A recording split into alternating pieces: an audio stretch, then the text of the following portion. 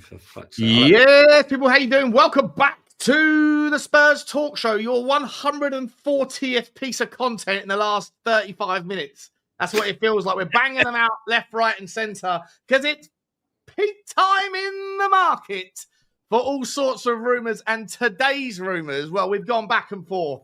The hokey cokey of Ange Postecoglou currently has your left foot and your right foot out. That is according to all sources, not just Give Me Sport, which is one of the ones that started it, but we got Sasha Toviglieri, or however you say his name. I'll be bringing that up in just a second to qualify. He's saying Ange is out. Tottenham have made the decision to sack him.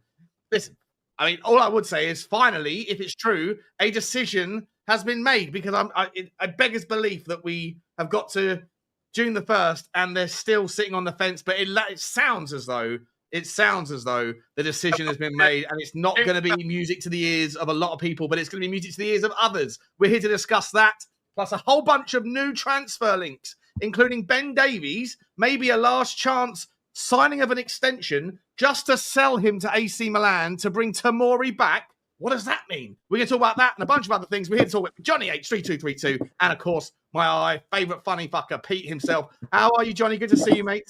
All good, mate. All good. It's getting heated in the in Twitter sphere, in WhatsApp sphere, with fans going into Ange meltdown, Ange sexuals or Ange apologists. Very up. Ange advocates. Ange advocates. Okay, yeah. Sorry, I'll get the terminology right. It's getting a bit upset, really, which is quite funny, really, because.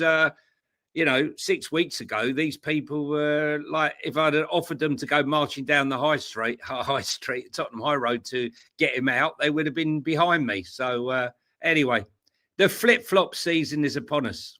It is indeed. Gee whiz, I don't know what's happened to my settings on StreamYard, but I don't know. I need to sort these things out. Pete, how are you, mate? You okay? I'm good, brother. How are you doing? I'm good, mate. I'm good. I'm just trying to figure out.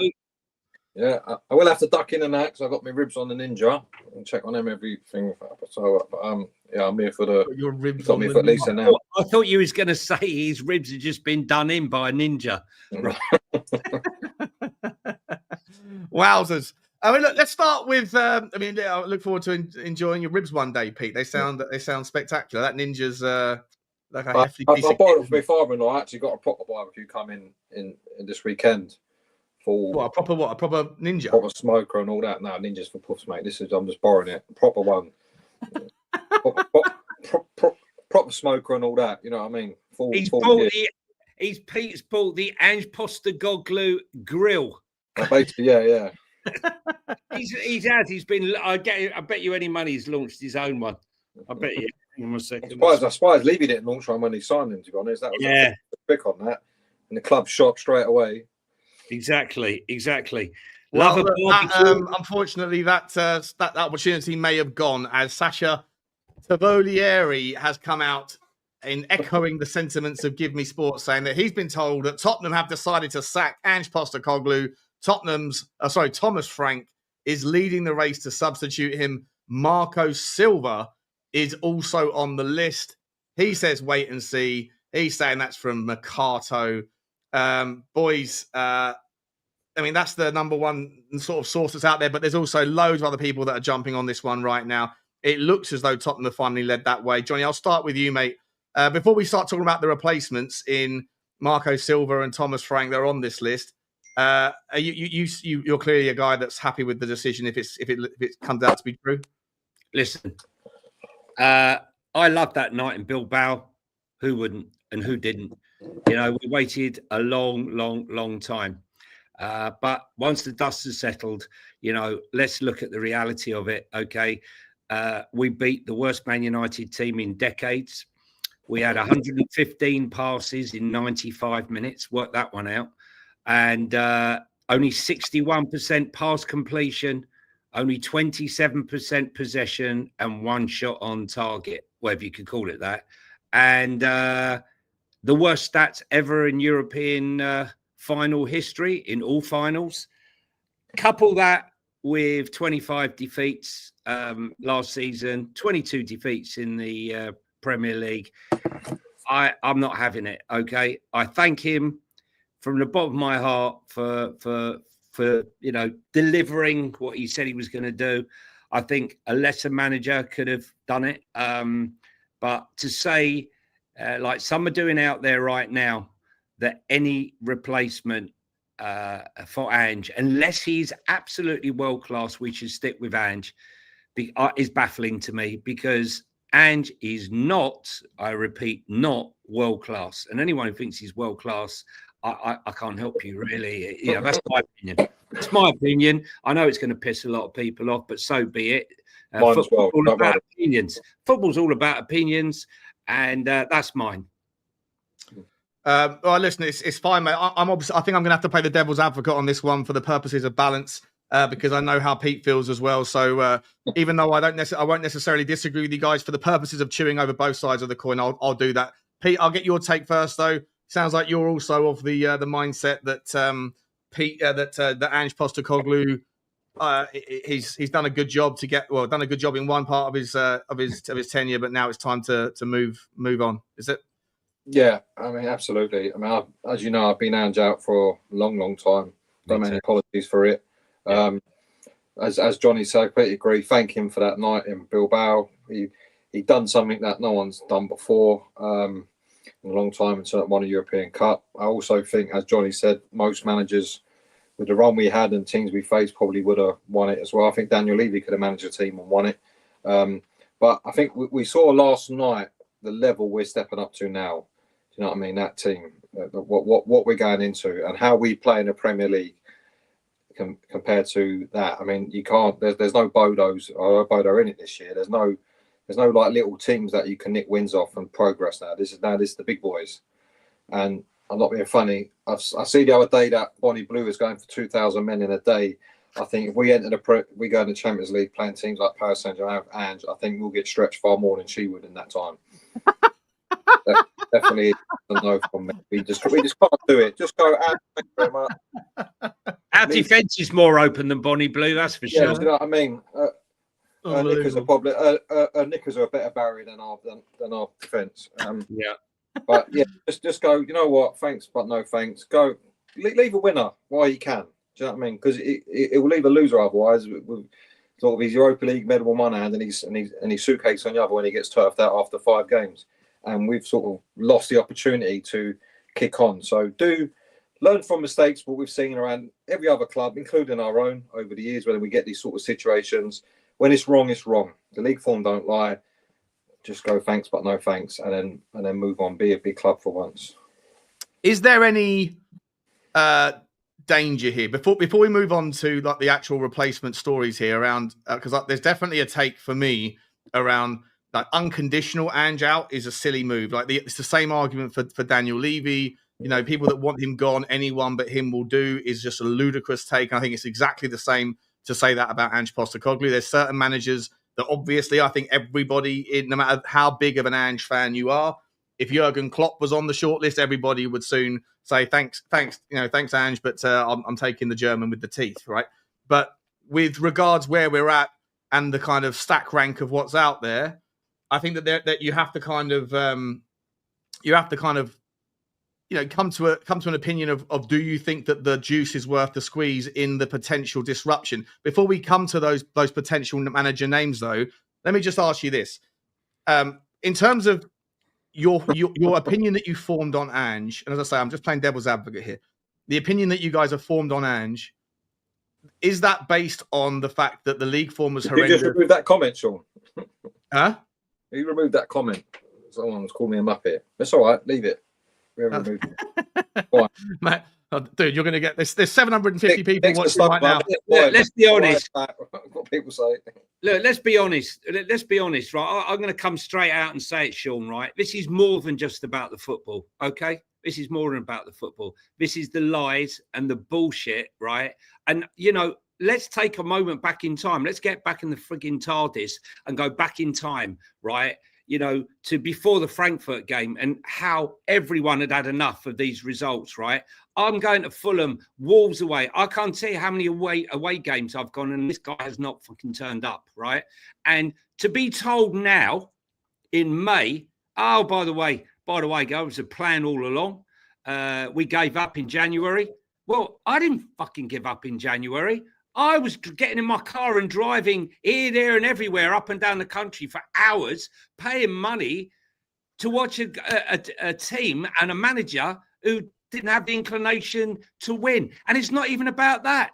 It's his double talk. It doesn't bother me. I'll get a job somewhere else. None of this bothers me. And yet 2 minutes later, he's confronting a fan or he's shouting at a fan.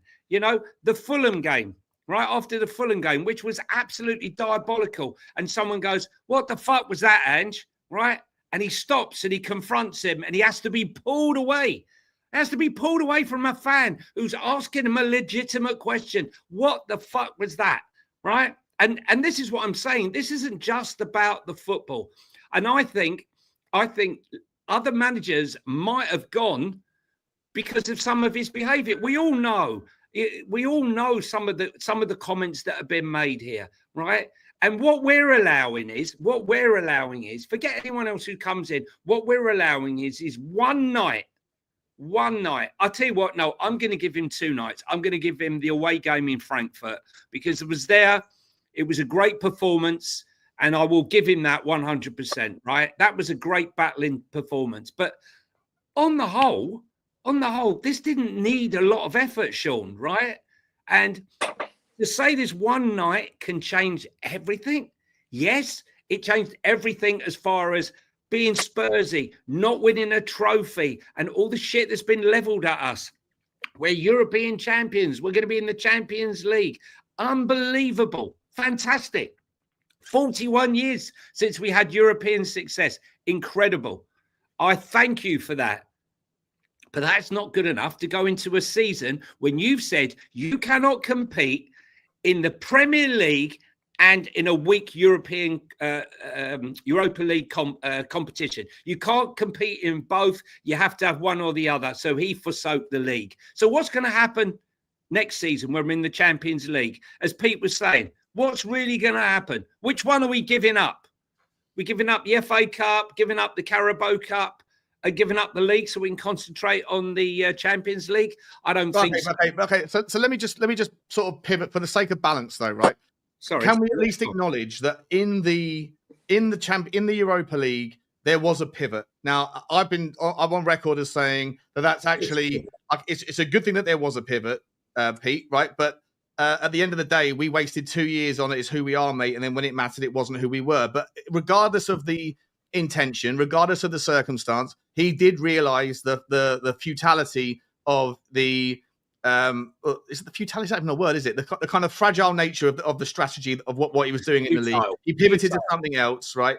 And then he got it done. Is there any extension of that you could make that he could say, well, now we start from a fresh next season where the league hasn't been written off, and that on that basis, now that he's realised that there is a plan B that can actually yield success other than his sort of gung-ho version of football, that on that basis, that actually he could have a better season similar to his first season by keeping people guessing. I've always said that unpredictability is the second best ability. And I think that Amorim completely misread in the week leading up to the final. He said, we know how Tottenham are going to play. And I asked about 1,000 people every week, every day leading up to that final saying, how are we going to set up? And no one was entirely sure. So, is there some benefit? Hang on, Peter, John, let me get Pete in position. Sure, that's not true, Sean. I mean, I'm sorry, that isn't true. The whole week leading up to it, you ask anyone that I said the only team you can set up and the only way you can play. I'm not saying you, buddy. I'm not saying you. I'm saying that a lot of people weren't sure. I wasn't sure whether or not because there was 3 different games where we beat Man United doing Ange ball that season. So there was a chance that Tottenham might decide to invoke that same model. You might have been confident, Johnny, but a lot of people weren't, right? So I just from the point of view, Sean, I wasn't like I'm a genius. It was purely from the point of view that with the injuries that we had in the middle of the park to Berghvall, Maddison and Kulusevski, his hand was forced, that he had to take a pragmatic counter-attacking approach, play Richalison as the pivot, as the spear, and Solanke behind. I didn't see there was any other option what to play. Amorim said that he knew how we were going to play, and we played a different way, right? So all I'm saying is that there's unpredictability now and I said it all last year as well. All you've got to do is change your system once, because if you're a team that knows how to play Ange or play against Ange ball, then the second that you change that system once, Pete, then that first of all you get some immediate benefit, and after that, every team that's coming up doesn't know how to set up against you, doesn't know how to train. They have to allocate some of their time on the training ground. My point being that after we've seen, and after Ange has now seen that there is a different way to win other than what he always thought was the only way to play football, is there an argument to say that next season that you might see a bit more variety in the league when you've got a clear blank playing field, a blank canvas, and that you might be able to therefore see better results in the league than what we saw for the last year? No. 2 points. The thing about the final, we're saying, Amorim didn't see what was coming and all the rest of it. It's still a final. We managed 1 shot on goal and 27% possession. Let's not be like Walsall. We blew Man United away with some tactics they never saw coming. It was a shit fest. That's what it was. Going back to your Ange tactics, when did he start using these new tactics in Europa League? February, March, say late January, potentially. Injury time, Pete. Yeah. So what I'm saying is, so then surely he goes, all right, that worked in that game. Do you know what? I might try that in the league, because if I don't do anything, I'm going to get sacked. So I've got league games to carry this on with, because I can't keep doing it how I'm doing in the league. So I'm going to get sacked. That's how the season ended. It was that much of a wafer fag paper margin. If he doesn't deliver that thing, he probably would have got sacked before he even got his loser's medal. Yeah, do you know what I mean? Because he's not only has he thrown the league, he's cost, 30 million in merit payments to do it. I'm sure Daniel Levy's delighted about that. I mean, there's a lot that went in that got sacrificed on that fag paper margin. But that's, as I just said, if he was going to do that, he would have done it in the league, because he had games to do it, to perfect it even. That worked. I don't know what. Let me do it in the league and see how I can make it better. Bear in mind, in the league, he was heavily rotating, so it even made even more sense to do it in the league with your so-called lesser players to stop and getting pumped every week, especially because they were young players he was throwing in as well. And he could have kept handball even for the Europa League, because he was saving the better players for that, but he didn't do it. So having this plan B in his pocket, he never decided he wants to put it towards any Premier League game. So what makes you think he's going to do it now? And let's be honest, the plan B is throwing the Premier League out the way to win against Bodo Glimt and AZ Alkmaar. Do you know what I mean? If that's what it takes, then no. Okay. Yeah, let me ask you this then, Johnny. Just because we don't know, it's not confirmed that he's gone. So we're going to continue just sort of chewing on this. Then we're going to pivot into who next if he is gone. But let's just stick to the idea that he's still here. Is there a lot of fans, myself not included in this, but a lot of fans have said, why do we care about the Premier League? It's all about trophies. We're not going to win the Premier League anyway. So is it fair to say that Ange is a cup manager? Let's be entirely honest here. I know in the first season that we got dumped out by Fulham in the Carabao Cup early. But in this season, we got to one semi-final and only got beaten by the best team in world football in the second leg. We still beat them in the first leg, and that was in the Carabao Cup. We got beaten by a very strong Villa in the FA Cup, and we obviously went and won the Europa League. Is there an argument to say that because relegation is basically a non-existent threat for a team as big as Tottenham, that Tottenham might have a chance with a manager that does seem to have the right words in the right order? Is there any value in this notion that a lot of fans participate in, that Tottenham were always a cup team? So why not we just prioritise the cup, finish where we finish in the league, but let's always try and win a trophy, and that Ange is the guy to do that? Mate, I don't want a philosopher. I want a football coach, right? He's a philosopher. He's the talk. All I know is the guy that rolled in, the happy-go-lucky guy that everyone loved when it was all going well, those first 10 games, and he was the media darling. Everything was great, right? And then suddenly, the first question in the Chelsea game when he made that line of 9 in a row, that's who we are, mate, right? Well, okay, since then, it's gone steadily downhill. Last season, there was excuses why we lost 6 out of 7 games. Started blaming the fans at Man City for all, we had all these defeats. He was the one that presided over us dropping out of 4th place. A philosopher, the one. Mate, tell me one player. Tell me one player that has improved under Ange. Not naturally, like Berghvall, because he naturally produced. Tell me one. Tell me one player. I don't get this motivated bollocks either. We lost 22 league games last year. Where's the motivation for that? My God, I think it's more of a players in that final going, you know what, I can win. I've got to do well for 90 minutes and I've got a medal at stake. which no one can ever take away from me. Don't. I think fans forget the players. Their sort of self-pride and preservation, their chance to win a trophy as well. For them, that makes them find that extra 10%, 15%. People think like Ange can just do a speech and all of a sudden the player's going to turn into Terminators. It doesn't happen. Where was it in the league? Look what happened. Look at Glasner at Crystal Palace, right? He's taken a Mateta who couldn't hit a barn door and turned him into a top goal scorer, right? He's turned Ismail Sarr, right, who was going nowhere in his career after a strong start, and he's turned him into a baller. Adam Walton, look what he's done to him. Mark Gahey's improved his game. Muniz, look what he's done with him. The setup, even Eze. If you look at the positioning and where he takes up position, the fact that he's now scoring more goals is because of a top coach, a hands-on coach, who's telling him where to be, where to position himself. And that's what I'm talking about. Listen, I'm not going to sit here and not congratulate Ange for winning the trophy, but strip that out. Come on, guys, get in the real world, for God's sake, right? Where was all the motivation for all the other games? Why is it every time we went to see Spurs, or I went to see Spurs last season, they came out of that dressing room like they were on sedatives? Okay, why is it? Why is it we come out in the first 20 minutes, we look like we're half asleep? I'm bringing an Ange in guy on the chat to level the balance out, because I don't want it to be all one-sided. And I'm doing my best to play devil's advocate, but I don't really believe in what I'm even asking, because you know I'm Ange out as well. So I'm bringing on Ian Meth to have a little to have a crack. There's over 1,000 people here, guys. Listen, enjoy the if you enjoy the content, please smash the like, please smash the subscribe. Please look also later on. But yeah, listen, please be nice in the chat, because it's all just opinions. I know it's an emotional moment right now, but please let's all be respectful to the various content creators. We're just having our opinions. That's all it is. Let me ask you this, boys. So is Ange leaving going to make any impact on things like Romero's desire to stay? And if it does, should that be a consideration? Yeah, he's really going to cry, man. I mean, like, honestly, he's two-time Copa America winner, World Cup winner, won God knows how many awards. He's going to have a breakdown that Ange has left. I don't think so. I mean, he was going anyway, wasn't he? But now all of a sudden he's only going if Ange goes. Yeah. 1 minute he's like buying a house in Madrid ready, and next thing he's listen. I understand the people that want Ange in, right? That's up to them. I respect it, but I don't have to agree with it. No, it's an emotional decision. There's no football reasoning you can put forward to say why we should keep him. It's an emotional thing based on that 90 minutes.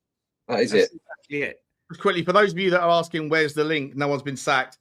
I'm saying that the story is that he has been sacked, and this is from Sasha Tavalieri. If you just joined a bit late here, he's been told, and this guy is top ITK. He's one of the most reliable sources out there. So he's saying that the decision's been made, and that Thomas Frank is leading the race to substitute him. Marco Silva is also on the list.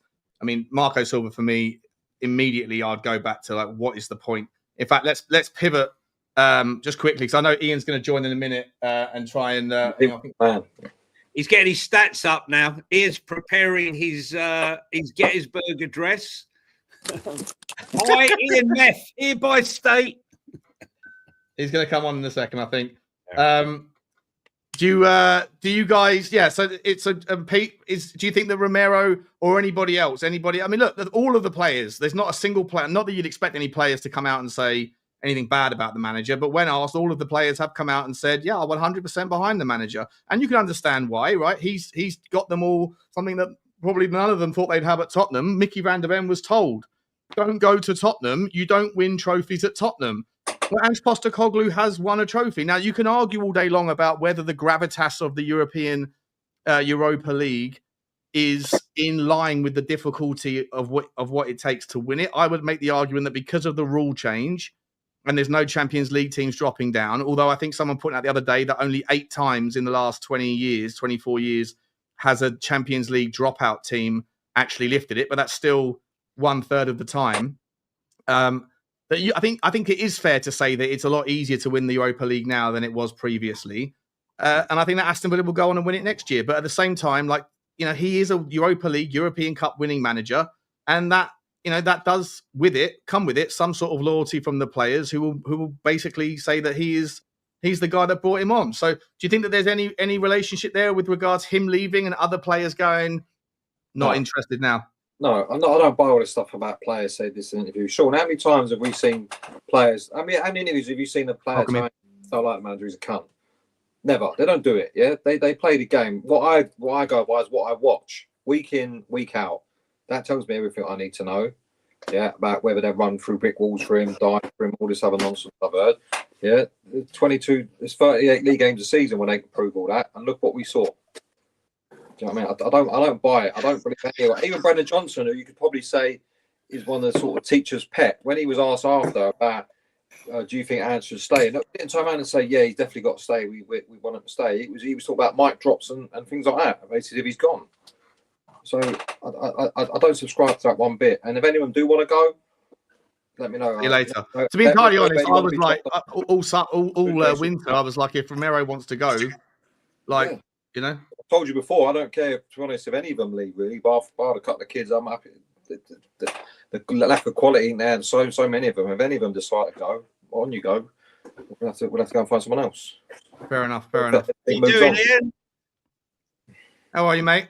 You're walking into a quite a one-sided go here, Ian. Come on, Johnny. Come on.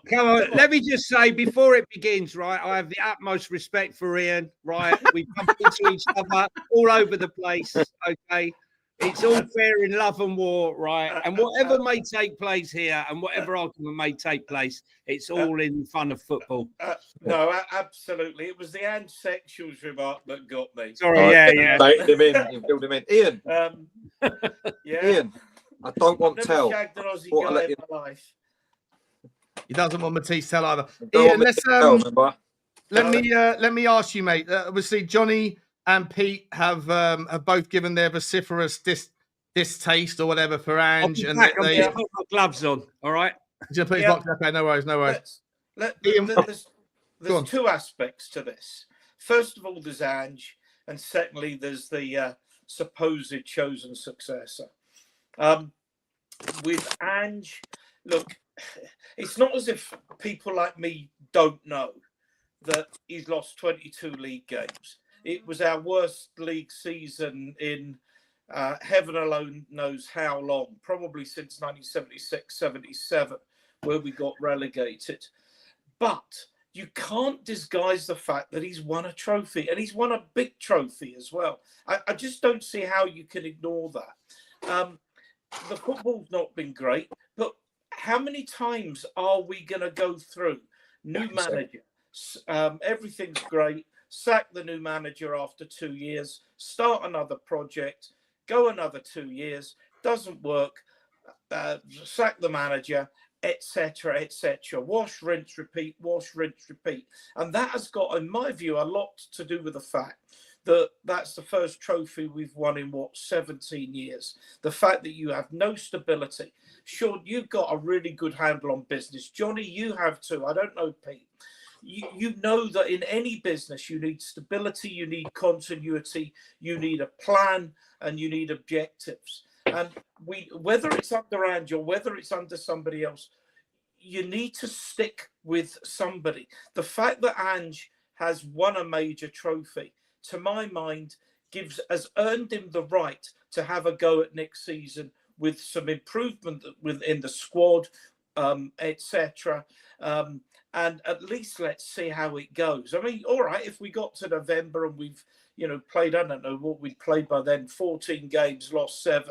Of course, it's time to make a change. But Ange has earned that right. He's got a good young squad of players, and he's entitled, absolutely entitled to that.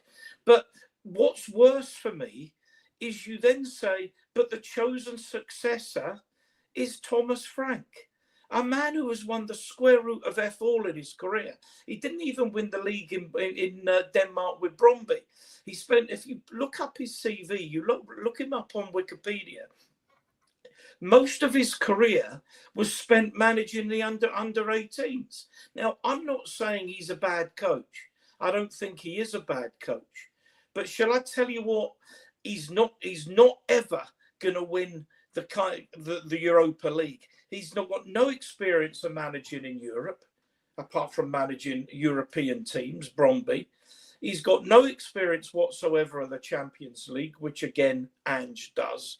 It's an appointment that makes no sense at all, except for it does, Johnny, as one of the big Levy haters, because he's a classic manager for recruiting young players, cheap players, and selling them on. He's your classic Levy manager. He's not there to bring success. He's there to bring profit. So is it not? It's just quickly on that. So, yeah. So 2 takes, and then I'll let Ian, I'll let Johnny come back in, and I then wanted Pete. to say one more thing, can I, Sean? Yeah, of course. Yeah, sorry, mate. I thought you'd done. Yeah, if carry you're on, please. determined, if you're absolutely determined to lose Ange, and I understand the reasons why people want him out. There's some solid footballing reasons. Forget about anything else. There's solid footballing reasons for saying Ange isn't going to be good enough. But the one manager that stands out of the English managers is Glasner. 2 reasons in particular. One, he's won the Europa League as well. He won it with Frankfurt, beating Johnny's beloved Rangers. Secondly, he's won the FA Cup. And anyone who saw his Crystal Palace team beaten and outthinking and outwitted Emery with Aston Villa in the semi-final and Pep in the final knows full well he can put a team. He can coach a team to success. And the other thing is, I think if it was Glasner, he would work really well with our existing. Okay, squad. so you're not Ange in then for Ange in's sake. Then what you're saying is you just like you're making the point that I've been making, that most people that are defending Ange are doing it on conditions. There's no conviction to the call. It's based on he's earned it because of the Europa League win, right? And that there's no real, and that we'll see how it goes. Unfortunately, seeing how it goes, if it goes the way most people who Ange out see it going, we'll end up with a situation where the season's ruined before September, and then the managerial market is drier than it already is. And I'm just saying that if you're also following that up with saying Thomas Frank's not the guy, but Oliver Glasner is, then again, you're not really Ange in. You're just not Ange. You're not Ange out for Frank. You're Ange out if Glasner's available, and that's not a conviction call on Ange either, is it?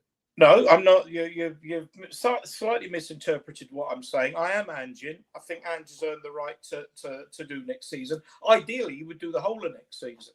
But if the decision has been taken, there's 2 aspects to this. Because if Levy's determined Ange is staying, that's the end of the discussion. But if you're saying to me the decision has been taken at the top level at Tottenham Hotspur that Ange is going, then Frank is not the man. So there's 2 aspects to that. It's not in the one thing, Sean. Fair enough.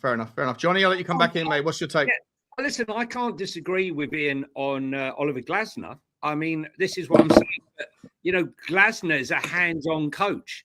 And that's what this club needs. It needs a coach that's going to develop, especially the young players, advising them positionally where they should be and how they should adapt to games. If you're looking at Frank, it's very easy just to dismiss him and say, what's he ever done, right? But I can tell you in football, in the football circuit, in football field, amongst the football community, that be other managers, players and what have you, in that community, he's very highly regarded.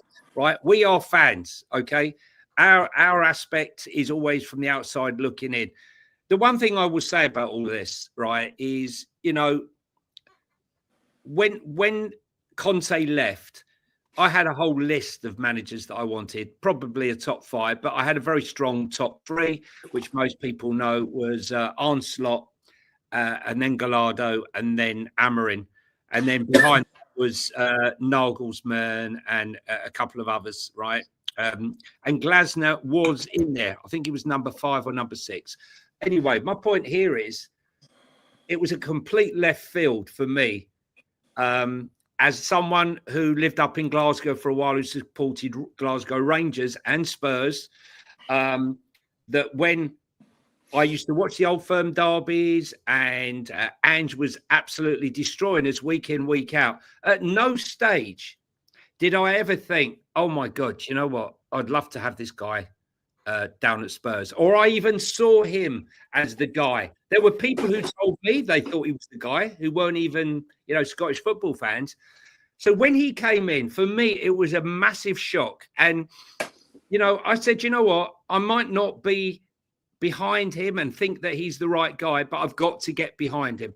And as those first few games came along, I sort of bought in a bit. But let's look at the hype here. Someone should go back and look at the video when we scored a 97th minute winner against Sheffield United, and all the players ran off the bench like we just beaten Real Madrid. Okay. Then we had the game against Liverpool. The Liverpool game, right? And I'm thinking to myself, hang on a second. Like, we all need to calm down here. We need to calm down. No one wanted to listen to me. Not that I was trying to pour scorn on it, but I was trying to look at it from both sides of the coin. The Chelsea game, where he put the 9 in the line, and when I said, it's who we are, mate, was a bit of a strange one for me. But I said, and I went out and I said to people who were pouring scorn on Spurs, look, we've had a load of injuries. You can't judge us until we get our players back, which I think was in the February of that year. But the fall off for me from that February to the end of the season was unacceptable. And that turn, the way he turned on us in after that Manchester City game, for me, made me decide, well, before that, but ultimately then, that he wasn't the manager for me. I hope to be proved wrong. So listen, I understand why, he comes across as a powerful talker. He's a great orator. And, that's a massive weapon when you're coming into this game. But it has to be backed up by football results. And for me, 38 defeats since November the 5th, 2023 is a condemning number, and one that can't be taken. Fair enough, mate. I'm going to come to Pete in just a second. Guys, there's nearly 1,200 people in the house. Love to see it on a Sunday lunchtime, Sunday afternoon. Any chance you can smash the like button for us? Hit the subscribe as well if you haven't already. Also, Football Inc., Johnny and I's second channel. We're doing a show in about an hour and a half over there, talking about all things football. Of course, this will be a topic of it as well. So you can find the link for that in the description. But also, I'll be redirecting us over there at the end of this show. Just want to quickly, before I come to Pete, say thank you very much, Montana Spurs, for becoming a new member of the show. Really appreciate you, mate. Thank you for the support. Move City, hello, mate. How you doing? Thank you again for your super chats. If we don't sign Mbumo, if Frank joins, I'll riot. I wonder, we're going to pivot now in a minute to Pete. I'm going to ask Pete first about Thomas Frank, because I think a lot of people are saying, well, one of the benefits of of Thomas Frank coming is that you might be able to convince Mbumo and or Vissa to come over as well, maybe one or two others in that Brentford team. But there's rumours out today that Mbumo's about to. I keep saying Mbumo. I don't know how you say his name. Mbumo. Yeah, he keeps. There's apparently going to Newcastle United. So we shall see about that one. I don't know if there's a here we go, but it looks like they're deep in negotiations, which is another one that we're letting slip through the radar for relatively cheap money. But thank you very much for the super chat, mate. Roy Viken, also a member for 28 months, says bring in Eze, Polinia, Sane, and Kane. That would make us ready for the Champions League. Yeah, it'd be great. I'm not sure if a couple of those are going to come. Pete there? Can I just throw to Pete? Pete, just for clarity here, I don't know if you remember, but Thomas Frank did an hour's presentation to Archie Gray on how he was going to play him and where he was going to play him when he tried to pitch him to come into Brentford. It didn't work. He came to Spurs, but just for that, he would like to use him should he come.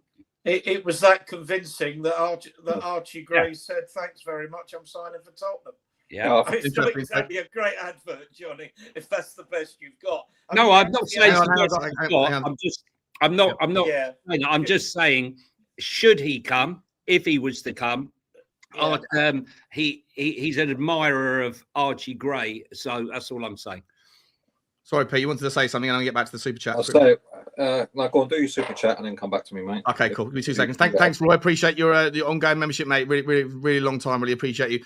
And Sklurwage says, thank you very much for this, mate. Quite a few fans wish to be proved wrong on Ange. Does a European trophy not prove anything? I'll tell you what, Pete, I'll let you answer that one first, then answer the story about Archie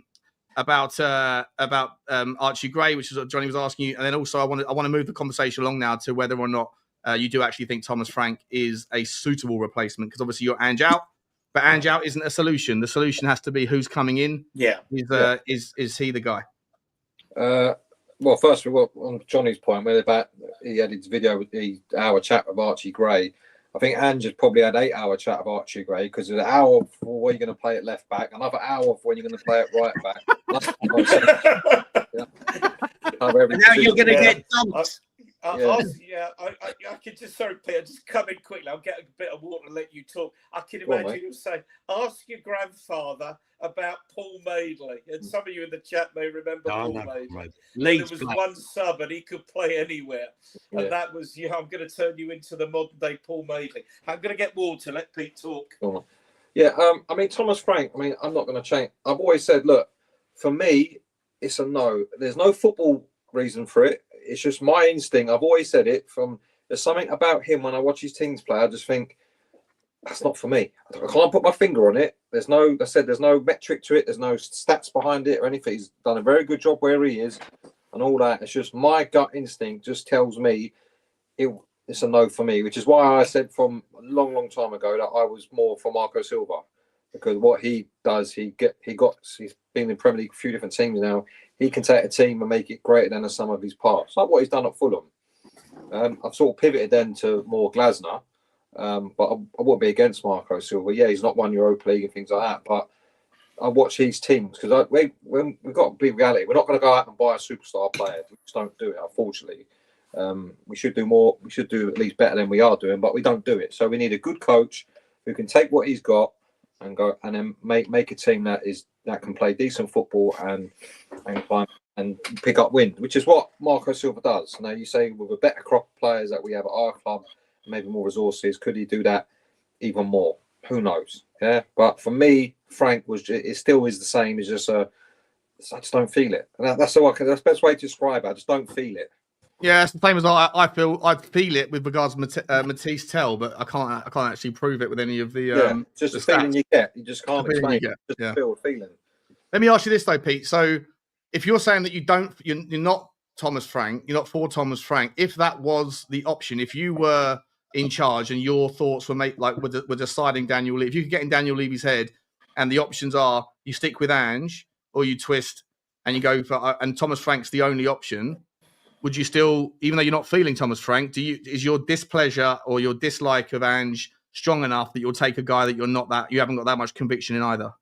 Yes, because I've got even less conviction in Ange. So right, okay, wow. I mean, it's a lesser of two evils, isn't it, for me? And I think you look at. I don't think Thomas Frank, although he ain't got a great European record, he's not won European trophies. He don't lose 22 league games either. So for me, it's all about the league. For me. I've always said that. I look at how we perform in the league is your indicator of how well your club is doing, how well your team is doing. On their day, a team can win a cup. Yeah, it's great for the day. Remember, Wigan winning the cup, got relegated the same year. Things like that. You have their memories. Teams can win cups, but the league is your clear indicator of where you are as a team. For us to be that far down the league, for me, is non-recoverable. Other people have different ways of looking at it, like Ian does. He thinks the trophies earned him. I get it, I understand it 100%.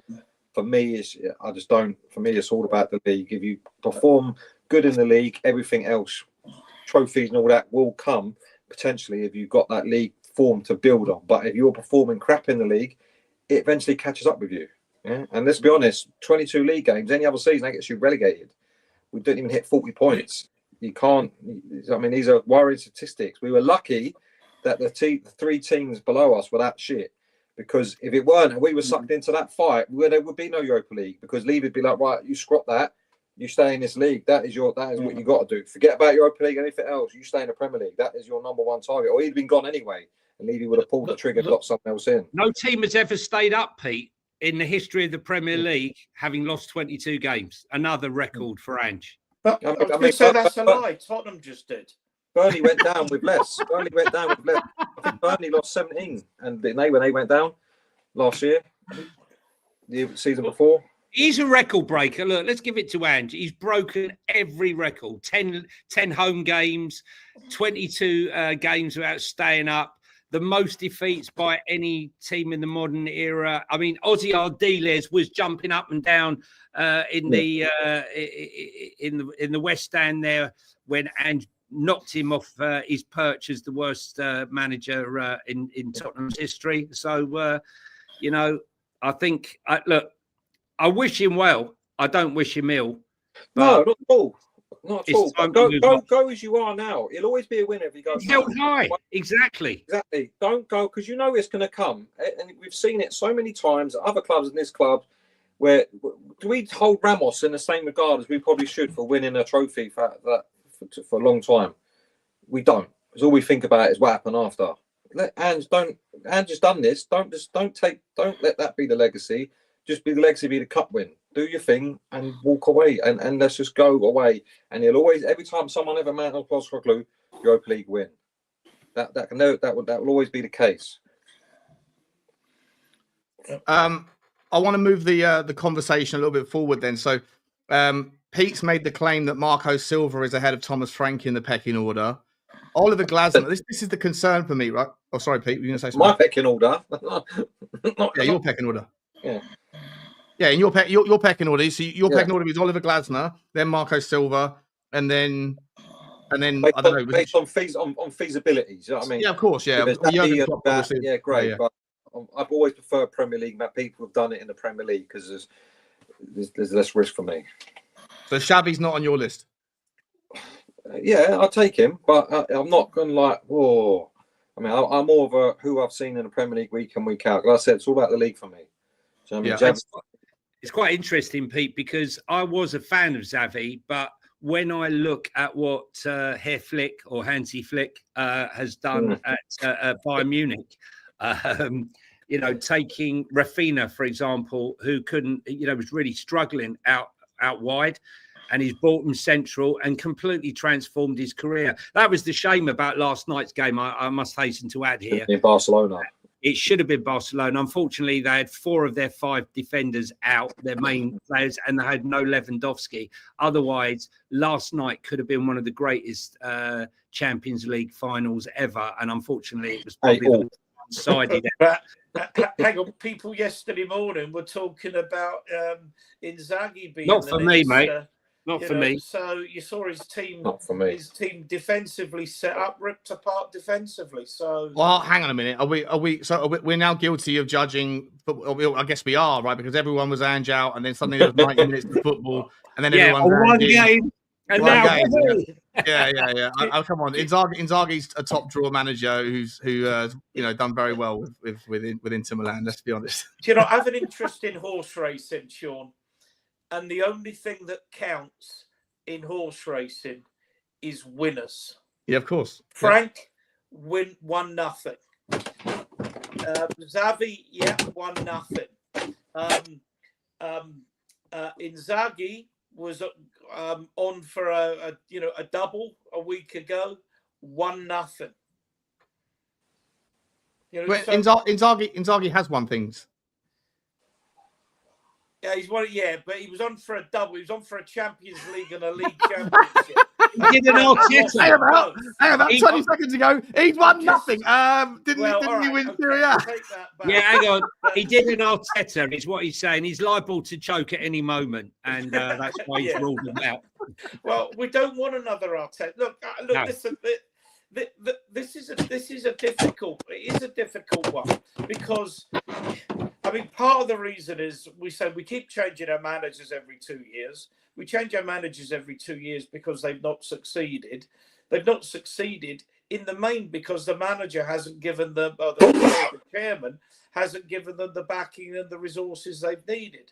Plus, I think the club is pretty dysfunctional, Sean. You know a little bit about organisational structures and what have you. And, you know, when people come in and say, you know, it was my dream job, but Daniel Levy turned it into a nightmare, that tells you a lot about the way. Yeah, with all of those things though, mate, you have to listen. Again, I'm sure there's a lot of truth to it because there's enough people that have said it. Yeah. But at the same time, like, you have to always put yourself in when you're sort of trying to figure out the credibility. If I don't know Daniel Levy, right? I'm just watching from the inside. The guy has won a trophy, right? He's a European champion winning chairman. There's not many chairmen in the Premier League that can say that. So, like, at the end of the day, there might be a method to his madness. And all I'm saying is, if my next door neighbor said, "Oh, you don't want to mess around with the guy who lives 4 doors down. The guy's an absolute bozo. He's an absolute nightmare." If we're all guilty of listening to the opinions of other people that you don't know, or situations that you're not aware of based on one person's opinion, especially when that one person's got a dog in the fight, because they want to obviously park and reposition their own accountability. Just like I always go back to it, the Hugo Lloris chastising of Daniel Levy for daring to give them a watch to get into the Champions League final, and saying that there was an insufficient level of despondency around the players and the staff at the club after we went to a party after the final. I'm like, you're the captain of the football club, mate. If anyone's responsible for creating a level of despondency that's sufficient, it's you. And yet he was the guy who walked off the pitch at halftime against Newcastle. So that's just an example of the 10 or 20 that you could point to when you say, well, who is it that's saying these things about Daniel Levy? Are they managers that maybe have their feelings hurt because they didn't do as well as they thought they were going to do when they had the opportunity to? And a lot of managers have got to a lot of finals at Tottenham and didn't win anything. And I guess that comes back to Ange Postecoglou and the credit you should give him for doing the thing that Conte couldn't do, Mourinho couldn't do, etc. They have played better teams. And as Davo says there, by the way, it was the treble because they lost to Bologna Italiano. I quite like Italiano, I've got to be honest. I think he's done a great job at Bologna, but he'd probably end up strangling Daniel Levy within the first couple of months. Same with De Zerbi. Listen, we're assuming it's Thomas Frank. I know that he's spoken to Thomas Frank. I know they've spoken to Thomas Frank, but that's not to say that, he's definitely the man, is it? There could easily be a left field. I mean, I don't know of anybody who thought that Ange was incoming when we had the long list of players. I mean, Ian, you're a big Celtic fan. Did you see it happening? I know you probably thought you wouldn't mind him because you're a Celtic fan and you've seen what he's done there. You need to ask Daigle, because Daigle will tell you that I was the one saying Ange. All right, okay. I was the one. That should we be blaming you for this? Ange was my one and only choice. A lot of people, summer before last, were saying Slot. Well, he was my number one. It would have been interesting to see how that would have worked. I mean, I don't know. Did he turn? I don't know. You say Did he turn us down? Sorry, I didn't hear what you're saying. Did Slot turn us down, Johnny? Yeah. I mean, but it's a bit like when we got Nuno. It's a bit like when we got Nuno, and Nuno wanted to bring his number 2, and he was refused, but still came, right? You see, this is the one thing I don't understand about Ange Postecoglou, right? And if I'm a hands-on coach, then fine, you can have your coaching staff and support staff with you and bring new ones in. Most top managers, even top coaches who are on that training pitch, bring their staff with them. But Ange, not only is he not on the pitch, he's not hands-on. He's quite happy to bring in complete strangers into the sphere. And no disrespect to Montgomery and what's his name, who were sacked from Hibs, but to bring those 2 guys in who you've never worked with before and just let them get on with it, I thought was a bit of a mistake. And Chris Davis leaving to go to Birmingham was a worry for me because I always thought he was a top coach. And like Thomas Frank, like I was saying, in football circles, he had a very, very good reputation. This was his first big chance to go and manage, a much bigger team. And he's passed the test. And I just think it's baffling to me how a guy who's not hands-on is quite happy just to bring in some strangers to do the coaching and watch and look from afar. Your argument would have more substance if it hadn't worked for him in Australia, in Japan, and in Scotland. But it's a different. It's level, isn't it? It's not the New Zealand Tigers. But he's always used indigenous coaches. He's not just come in with an entourage. Why is that though, mate? Why? Well, why have you always been okay with that? I can't answer that. I can't answer that, but maybe when he moves country, I don't know, because I'm answering a question that I don't know the answer to. Well, Ange, Poch, for example, you look at Poch, he'll bring his players, he'll bring his team with him. Yeah. Ancelotti brings his teams with him. One of them is his son, who might go to get the Rangers job. There's lots of coaches that have a core that they work with. Conte, he has his core of people that he works with, the set piece coach and so on and so forth. And I just found it very surprising that someone like Ange, who isn't hands-on, like, for example, Harry Redknapp wasn't hands-on, right? Harry Redknapp was a motivator, and he let Joe Jordan and God's name, Kevin Bond. And Kevin Bond do the coaching, and he did the motivation, but he went everywhere with them. So there's continuity. It's them understanding Harry Redknapp, and Harry Redknapp understanding them and trusting them.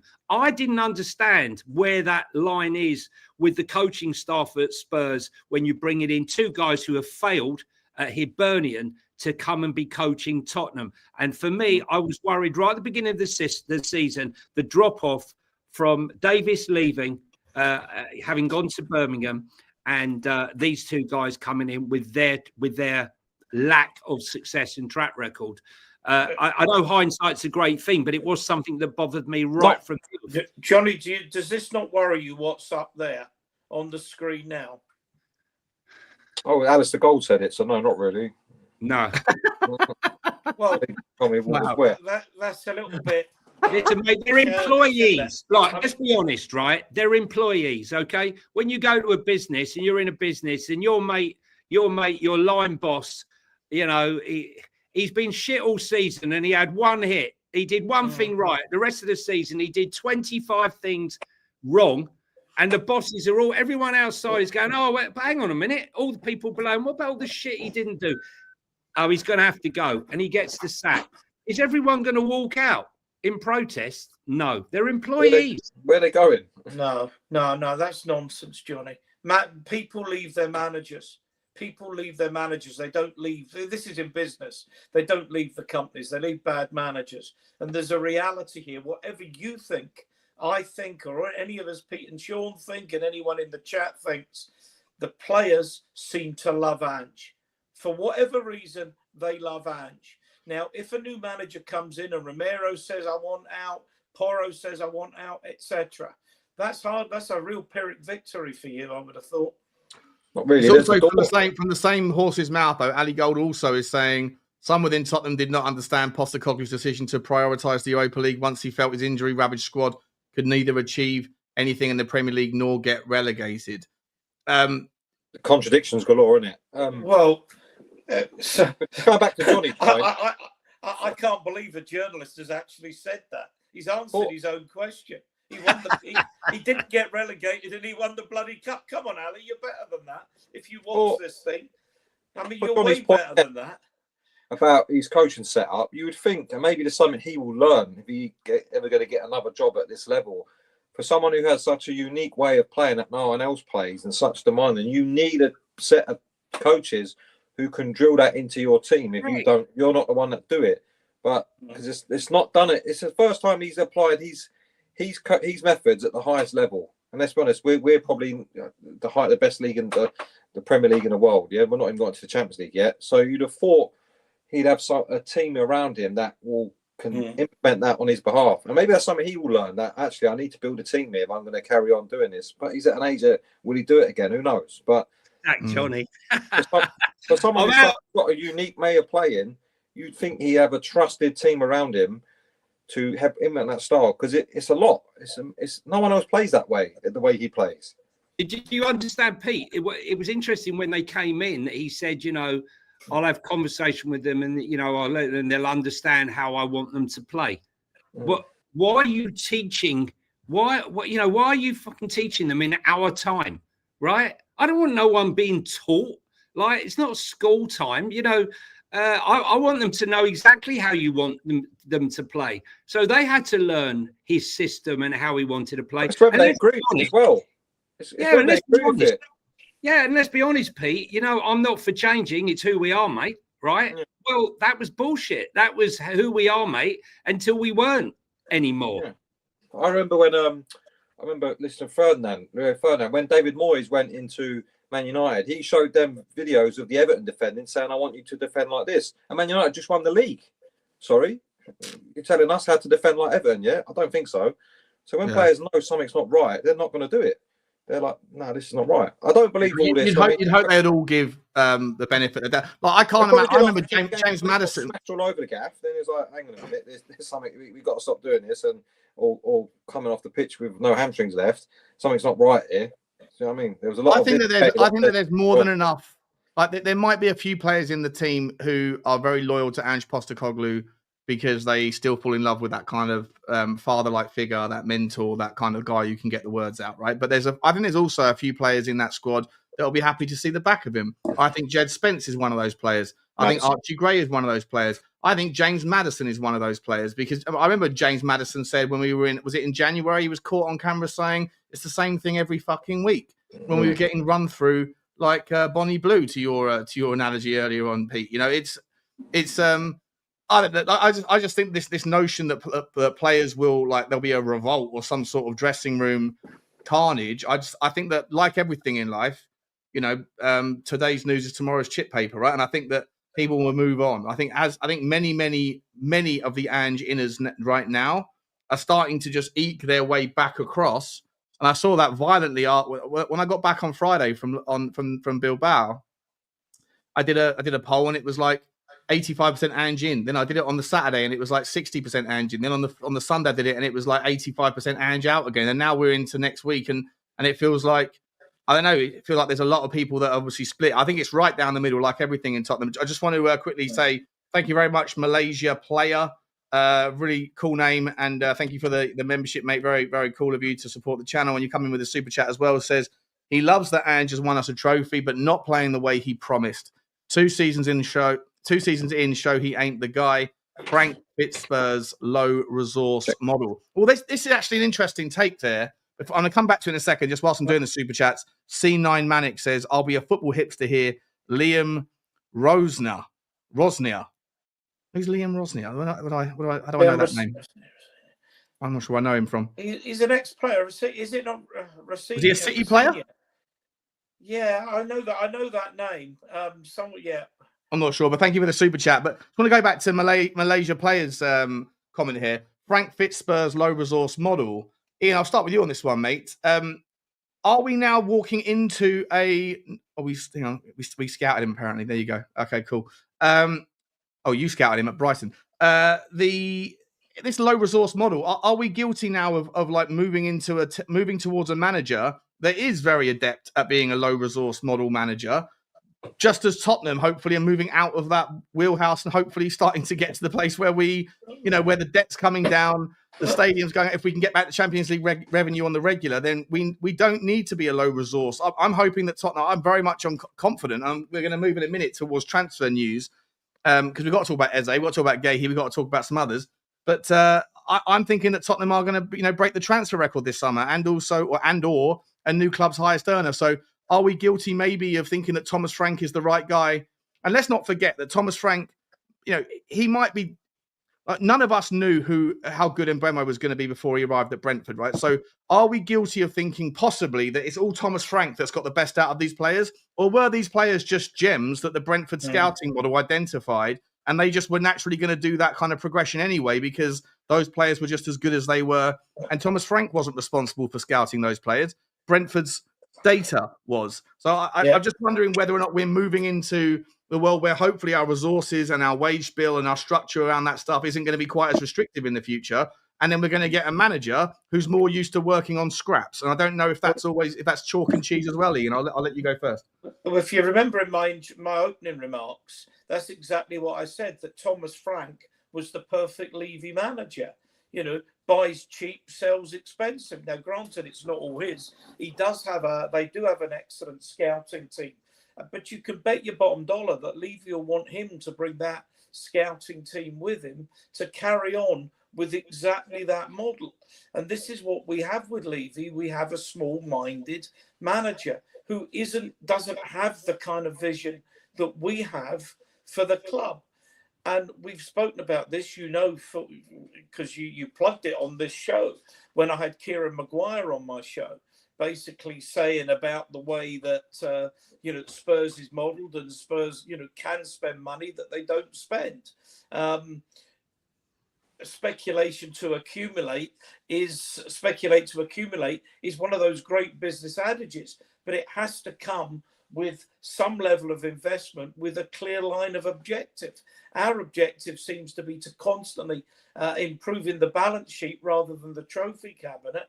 And I think that's going to carry on. And I think my fear is that Thomas Frank is the perfect manager to carry on that model.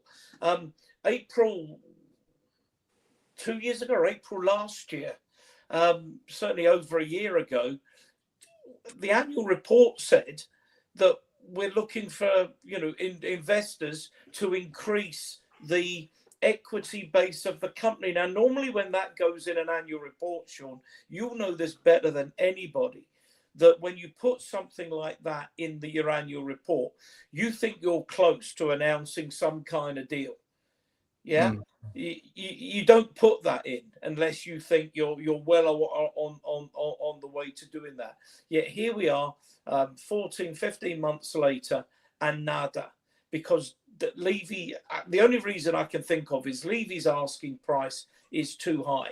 If we want to develop I think there's also there was non-disclosure agreement signed, wasn't there, between him and apparently the girl from Newcastle, whatever her name was. Yeah. Look, Ian, I was just going to say, Ian, I've mentioned to Sean a while back, Charrington coming in, Joe Lewis's personal banker, the former head of Citibank, and Vinay coming in after his year sabbatical, having fended off massive interest from private equity, Saudis, Newcastle and the likes, has decided to join Spurs board. Now, that board the credibility within that board is huge now for inward investment. And I honestly believe, and I've been saying this now for the last 2.5, 3 months, that I believe that for Spurs to progress and to do and get the capital intensive projects that they have, the hotel, the extension for the medical facility at Hotspur Way and the Whitewebs development, they need inward investment. And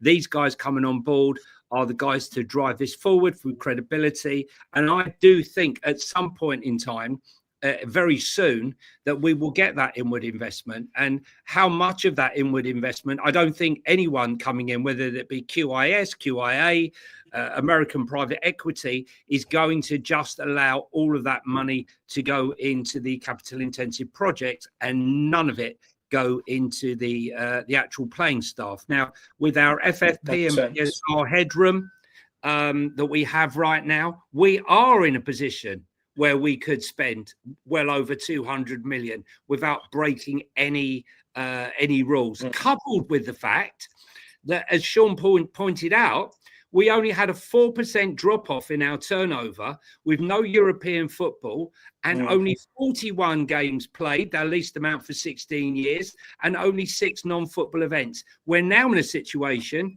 where we've got Champions League football, which is now on another level to where it was the money when we were in, 30 non-football events, which is a huge uplift. Yeah. And the money that will be coming in, even if you lose from the Super Cup final, I think it's 7.5 million for a loss and 15 million for a win, plus all the bonuses that are coming via. I think I need to correct that. I think the 7.5 million that I quoted for the regardless and 15. First of all, that's in euros, and second of all, that also includes things like sponsorship. I think it's like just in terms of prize money from UEFA, it's a little bit less, but I think that 15 million is what we can win. Don't forget, Sean. Don't forget. Okay, there's massive bonuses which are not taken into account from all of our sponsors for winning a trophy. Yep. And being in Europe, right? It's all written into those contracts. Should we challenge? And should we qualify for the Champions League? All of those bonuses and incentives will massively ramp up. And so you can see a massive influx of money coming into this club. And yeah, sure. I really will not accept, regardless of what I've said previously, that the board don't come in and spend the money. And Super Spurs TV's quietly pointed out, guys, yeah, we should be on at least 700 likes, guys. Come on, everyone's watching. Just smash the like button. It's embarrassing. Yeah, it doesn't cost to do it. It's fun. You know, look, go on. Press it. You've all got fingers to type in your messages of hate towards some of us. Yeah. Press that button and then get down to, once you've done that, guys, and you've hit some comments, most of them are probably no doubt nasty, Johnny out and all the rest of it. Could you also just pop on down to the link Sean put in for Football Inc? Because we're going to be doing loads of content. If you like football, other than Spurs, obviously, other ad Spurs, obviously, but other clubs, then pop down to that and give us a follow on that and subscribe on that. Thanks a lot, Sean. Yeah, I really should plug my show as well, shouldn't I? I don't know. Yeah, stick it in the private chat, mate. But YouTube Football Links, where you can find. We're going to go over there in an hour's time. We're going to be over there talking about Bruno Fernandes and how they're going to, if they sell him to Saudi. Look, this is already pissing me off. Just the name on it. Pedro Gonçalves is looking likely to be the replacement. A player that I've had wet dreams over this guy. He is wank-worthy. I'll be entirely honest. He's absolutely sensational player. And if he comes to Manchester United for a fraction of the cost of what Fernandes is going to get in receipts, suddenly Manchester United are a force again, and it's pissing me off. It really is. But let me, I want to sort of Hang on, Sean. I've just got a call from Elga. She said that she was the only one you ever had a wet dream over. Right. He didn't call me back. He didn't call me back. Can't believe it. Can't believe she left you behind. Look, I want to move this conversation just to finish off that about the financial side of it. Johnny's absolutely right, and also so is Ian. But the numbers are there, and that's why I say I think that now, like, this is why I'm a little bit challenged. It's a challenging opinion for me to land on whether I like Thomas Frank, because one of the merits of Thomas Frank is the fact that he is a resource, like a low resource manager who does a really good job. But I think that Tottenham should now be looking forward. If you can sort of steal the, like carpe diem here, Daniel Levy, then you can, get ourselves back up. In so doing, push some of the other threats out the way, and then get that kind of recurring, resources coming in. And so, was Thomas Frank the right guy for a previous incarnation of Tottenham, and Conte the wrong guy, and now Conte won't be the right guy in the future? Not that I want him back, but in terms of like cart before the horse, I just wonder whether we're guilty of moving now into this realm of where we can start to, we've done the youth-centric approach. We've kind of got rid of most of the deadwood. Now we just need to sprinkle some real talent in there, get the right manager. And now it looks like we're going for a manager that's more well-known for working on a shoestring budget. It just seems a little bit backward to me. But I want to just throw some names out there to you guys for the transfer news, views and clues side of this show. Stories out recently today is that Ben Davies, who was yesterday going to Wrexham, right?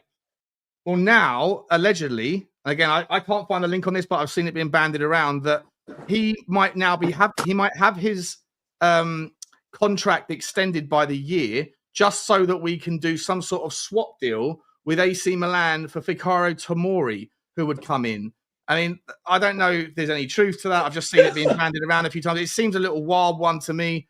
Any take on Tomori, boys? Are you a fan of the player? And do you think there's any truth to that one, that we could go and get someone from Milan?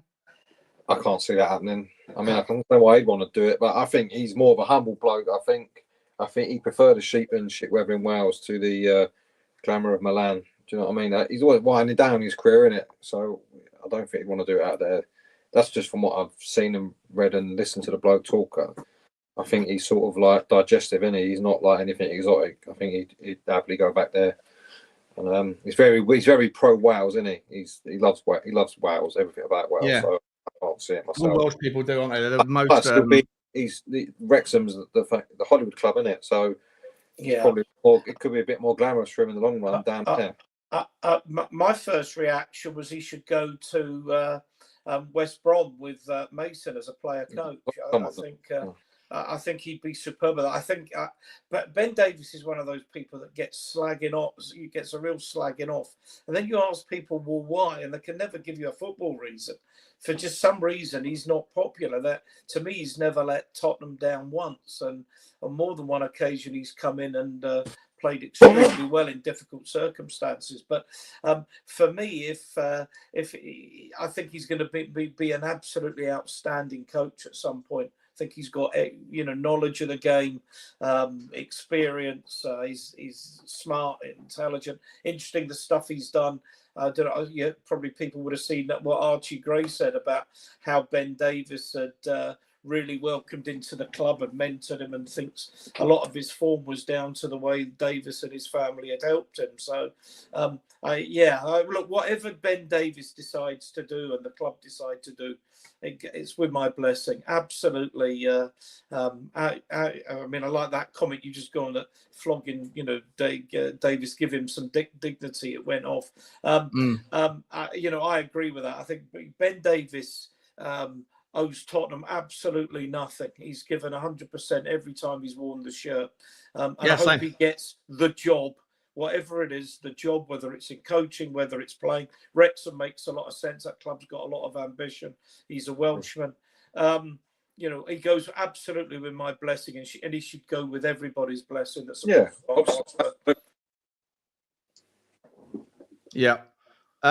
Just a couple of, I'm going to bring up the Paul O'Keefe tweet in a second. I don't want to talk about that for a second, but just quickly, Pure Coys, Nige, mate. Thanks for the membership. I think that's a renewal, buddy. I really appreciate you, mate. Nice to have you back on board. Thank you, mate. Lee B Neo Yami says, I'd rather keep Ange if Frank was the alternative. I got to be honest. I'm on the fence with this one. I'm like, not sure about Thomas Frank. I'm not sure about Thomas Frank either. And I think there's a lot of Frank. Poor old Thomas, eh? Don't feel sorry for Thomas Frank, mate. The guy earns £500,000. Thomas the Tank Engine, but there you go. The guy earns £5 million a year, mate. Never feel sorry for a man with that much money, I promise you. Super Spurs TV. Blaine is back here. Love you, Blaine. Thanks, mate. He says, frankly, my dear Sean, I wouldn't give a damn. Frank is a sideways move, in my opinion, not progression. But as you say, is he the man before the man? Big up, guys. Well, is that the man before the man? If we're talking about Pochettino, then I think you're going to have to wait. I mean, next summer, he's going to be caught up in the World Cup until after we start pre-season friendly in all likelihood. So, go on, Pete. What's that, mate? That's not happening. Never happening, or just not happening? It will happen again. There's plenty of time. Everyone seems to want Pochettino back tomorrow. There's plenty of time for all that. He's a youngish manager. There's plenty of time for all that. It always seems, we've got to go back and get it now. Could you imagine if he came back, Pete, right now, and he hadn't won a trophy in his first season? All these fans would be calling for fucking Ange to come back. Oh, fucking hell. You know it. Oh, they will be at some point, for sure. For sure, they'll be. Let's rerun the clock. Let's do Ange again. Ange's first 10 games. Ange's first 10 games. He had us top of the league. Yeah. This new manager, we're only in 7th place. Get rid. Yeah. Either way, it's a nightmare, isn't it? Because if you stick with Ange, and then first 5 games you got 1 point. We should have sacked him. Blah blah blah blah blah, and all that. So you know what, Sean? This is probably the biggest risk, whichever way he goes. The biggest risk in Levy's career, because we've won a trophy. It's ironic. I think this is the most difficult and the most risky decision that Levy's going to have to take.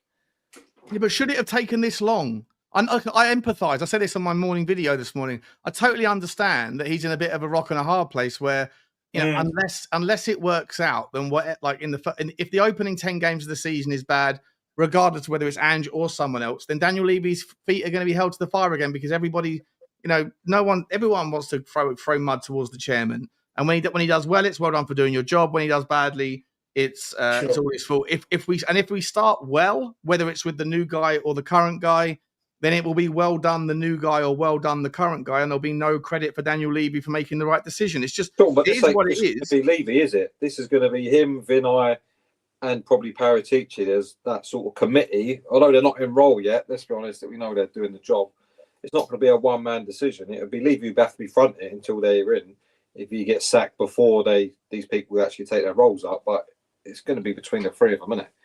Yeah, but I just find the whole thing unnecessarily delayed. Like, I don't get. Agree. I do not, for the life of me, can't work out why it is that they couldn't have got there in April, got together and went, okay, well, we're in the final or in the semi-final. If we get to the final and we win, does he stay or does he go? Like, why is it that they still don't know how they feel? And that leads me to this conclusion that they're being caught up by emotional arguments.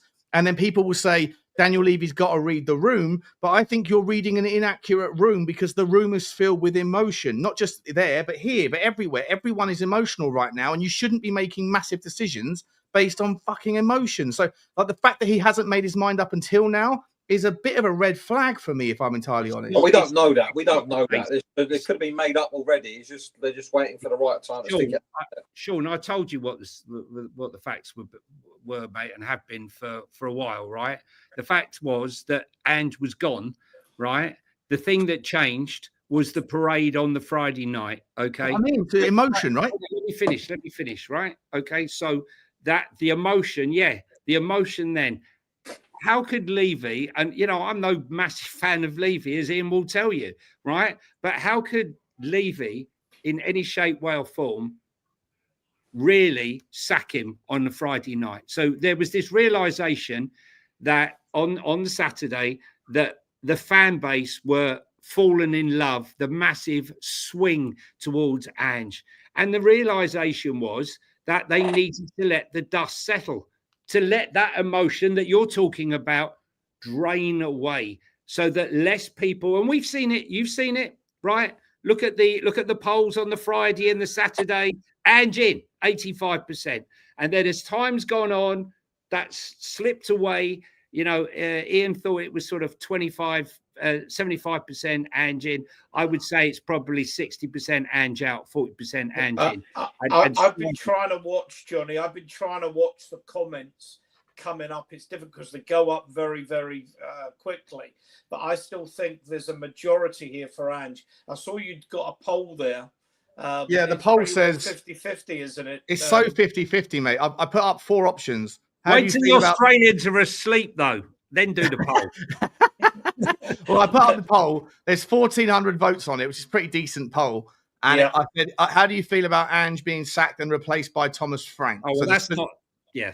The specifics of that question. And it's my 4 options were good move, outrageous mistake, I'm leaning happy, I'm leaning unhappy. And the good move is 31%, outrageous mistake is 33%, leaning happy is 17, leaning unhappy is 19. So it basically leans ever so slightly towards Ange in than Ange out, but not by a lot. No, wouldn't take much, would it, Sean? Lose the opening 2 games, get smashed by PSG, and then it'll all change again. Look, there's a bigger picture here. There's a bigger picture here. Okay, if we do as you say, Ian, and many others, you're not alone, and we go this 10 games in, my fear is we give this guy, who I'm not a great fan of his talent ID, for the money. I would have spent the money on Gyökeres over Solanke. There's others. I'm not going to go through them all. But my point here is, do you give him 150 million to go and spend? And then 10 games in, we find that it's not going for him. And then we are in a situation where it's drier than a nun's fanny out there for managers. And we're struggling to find a manager. And then we're in a worse position then. We're in a much worse position. I mean, I think that's right. I mean, there's no... Look, we've all got no easy answer, is there? Johnny. We've all got our positions, but nobody says or should say their position is out. Their position is without risk. I could say to you, what happens if we get Thomas Frank in? We've sacked a Europa-winning manager, and we're 10 matches into the season. We've lost 5 of them. We've got smashed by PSG, and then suddenly it's 90% saying we should never have got rid of Ange. So it's going to happen. It's going to happen, even if we lose the first 2 games. But my worry is that, and I'm looking at the comments, because I tell you what, if your other poll was, do you want Thomas Frank? I've changed it. I've just put up a new poll. Simply Ange in or Ange out. So get voting, guys. Get voting. Because if you're saying to me, for example, we can get Glasner.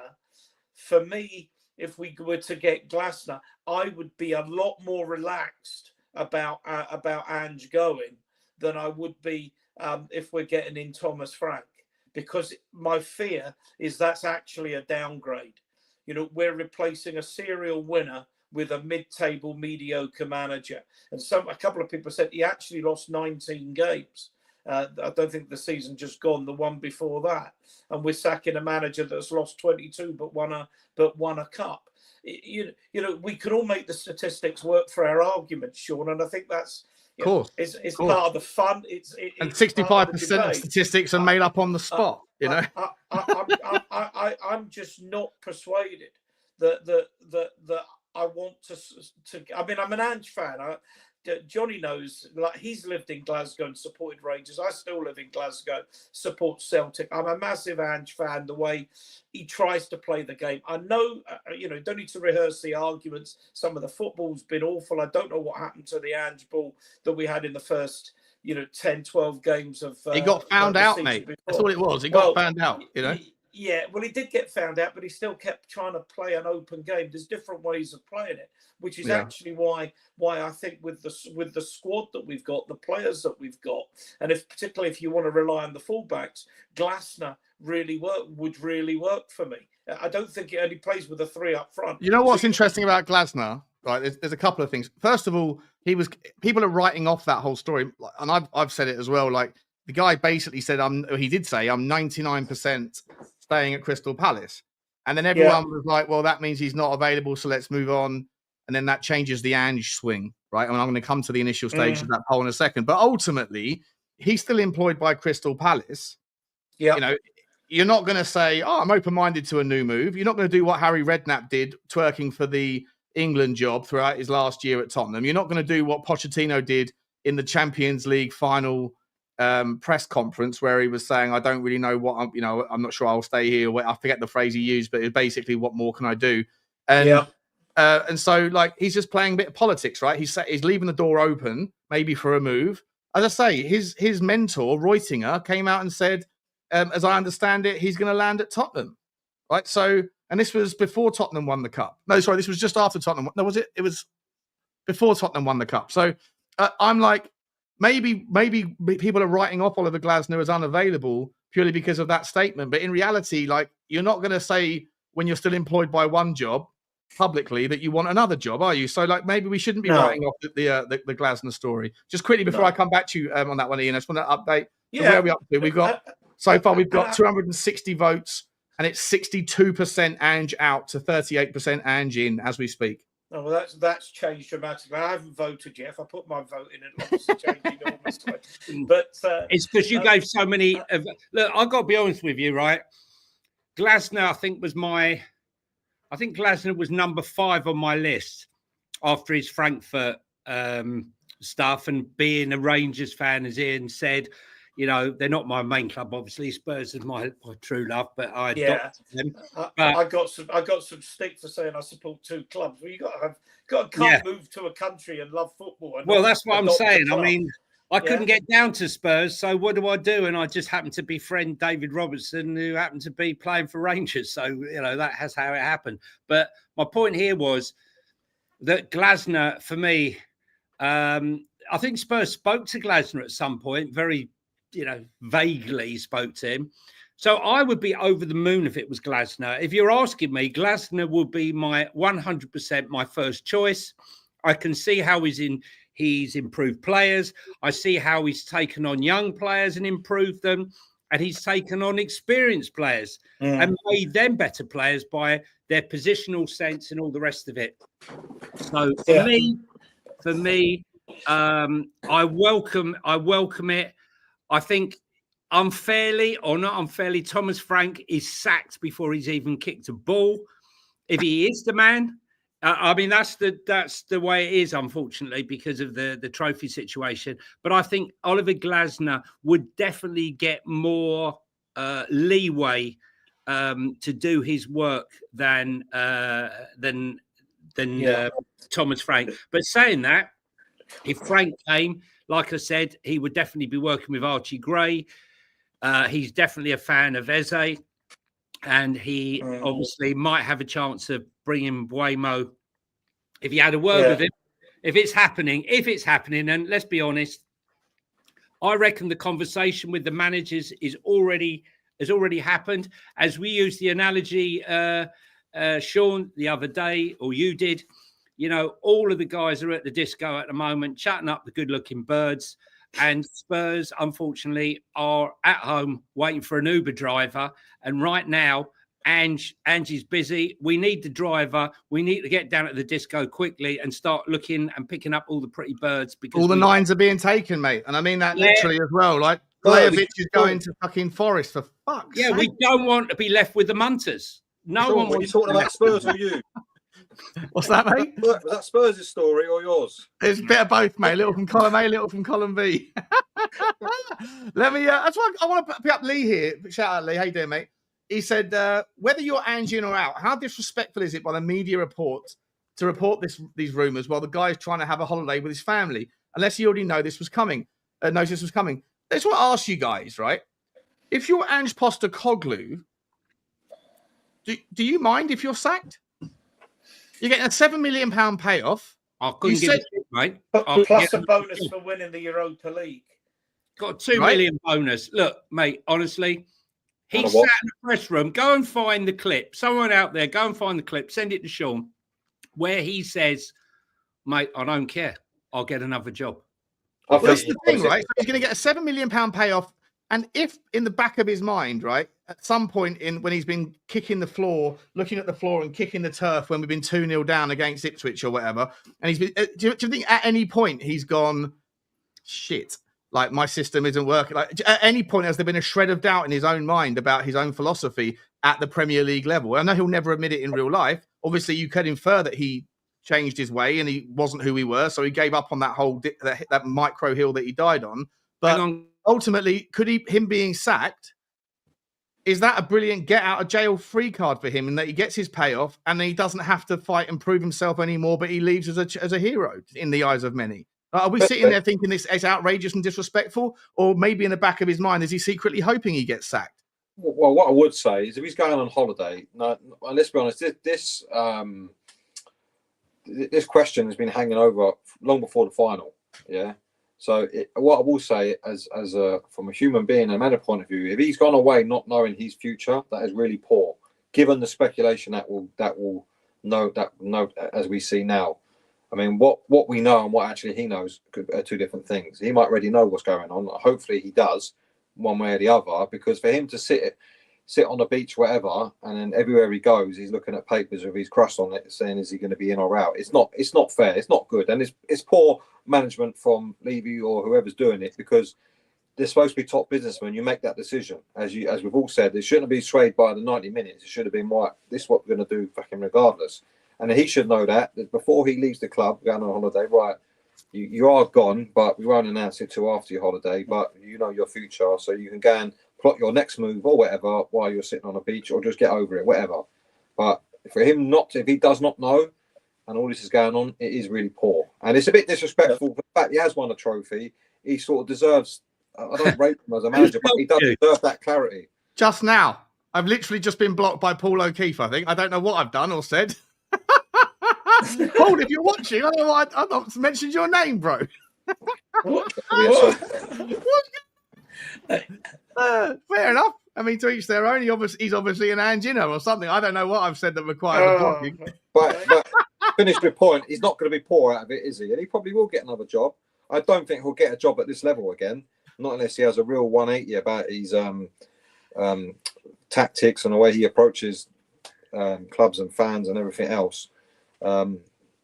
Yeah, I don't think he'll get another one, but he'll always get one somewhere. Do you know what I mean? He'll always go back to Celtic, and if he went back to Celtic in 3 years, you could say he's already won the league now.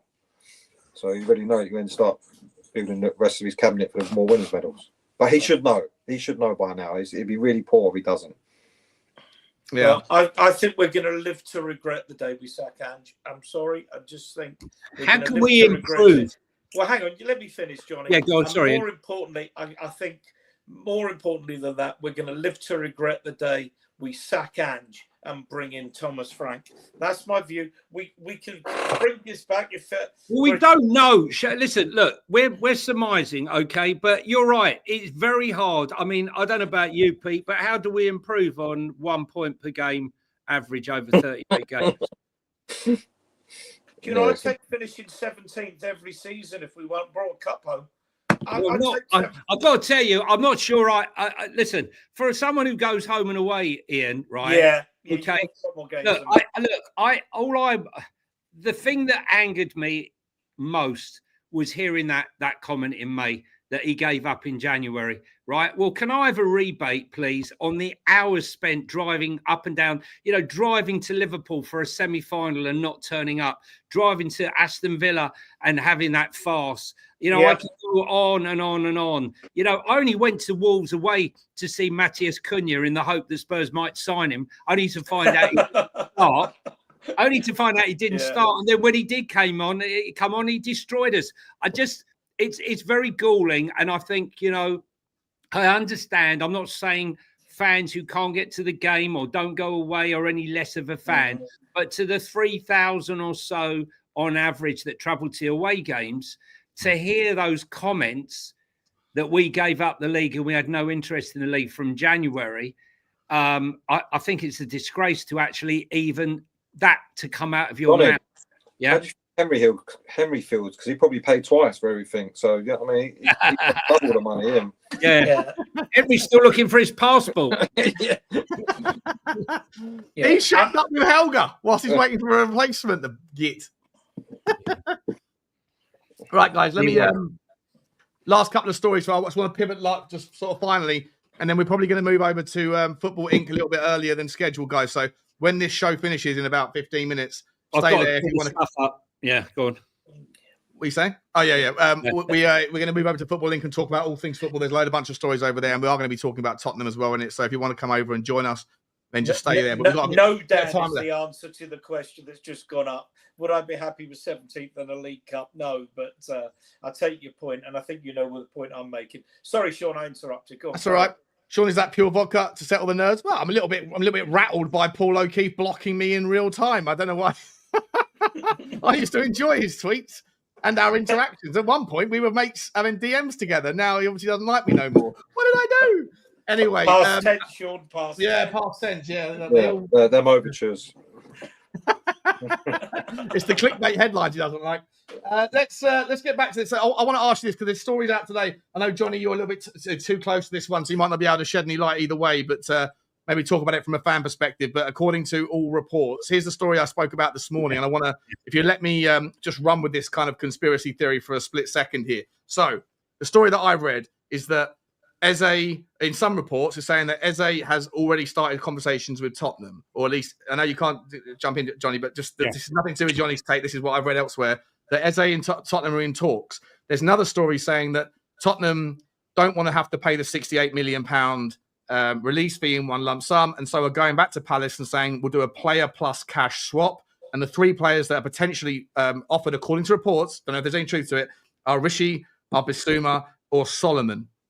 Now, on top of that, I've also heard rumours that Eze is in contract talks so that Crystal Palace can get in there and try to renegotiate, give him a higher wage, get him to stay a little bit longer, and also remove or augment or change or update that release fee. On that basis, now that might be shenanigans, it might all be complete nonsense, but is there any chance then that Tottenham are then forced, if Daniel Levy has earmarked him as the marquee signing, I think we all would love to see it, that there is a chance that Daniel Levy might have to trigger that before it gets removed via a new contract. And in so doing, the liquidity of the cash flow completely gets sucked up, going into Crystal Palace's pocket. And so from then on, Tottenham will then have to be very wily with how they conduct their business. They might have to then dip their toe more into the free transfer mold, like the likes of Jonathan David, Aino, Kenny Tete, Angel Gomez, et al., and Leroy Sané, because then at least you can get the money that you would be paying to the club. You can pay it to the agents and to the player in their signing fees, and you can say to them, look, what's good for the goose is good for the gander here. Can we front load or can we late load the payments to you because we've just spent out 60 million quid on Eberici Eze? So that's the story. That there's a lot of 3 or 4 different angles coming at the Eberechi Eze story, and I just wonder if you believe any of it, or if you believe that Tottenham are going to make it happen, and if so, in what structure, what shape, and what sort of impact will that have on the rest of our window? And I'll start with whoever wants to go first on that one. Say your piece. Go on, Pete. Yeah. We heard a lot of this last year, though, innit? It was nailed on and all that, and then it never happened. I mean, I know about the 6-8 million clause, and it's all got to be paid up front, but then you could negotiate that by saying, actually, I'll give you 80 million, but I'm paying less up front. Yeah, because let's be honest, the player's probably worth it. You're buying him 6-8 million, you're getting him fairly cheap for his quality. So you could offer more, but over a longer term to offset not having to pay the clause all up front. There's ways of me. I don't think offering all them players. I mean, offering Bissouma probably piss him off. To be honest, Solomon, I'd rather keep him than buy a tell. But there you go. There's ways of me of doing it. I think we missed last year. We missed out massively by not doing it. I don't think we should make the same mistake twice, because someone will take him, and then we are struggling. But I can't believe in the world that you can't negotiate. Because Eze needs to be careful. He don't make the same mistake that Zaha did, which is then having himself cash trapped at Palace, where he can't go anywhere because the sellout. What was his buyout clause? What, 80 million, wasn't it? Zaha, yeah.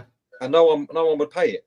Where did he end up going? Turkey, wasn't it? Galatasaray, yeah. Yeah, he got his teeth done, yeah. For his later years, yeah, and a Barnet. But do you know what I mean? So Eze's got to be careful not to make that mistake as well if he wants to kick on and play at the highest level. Hey, work at play.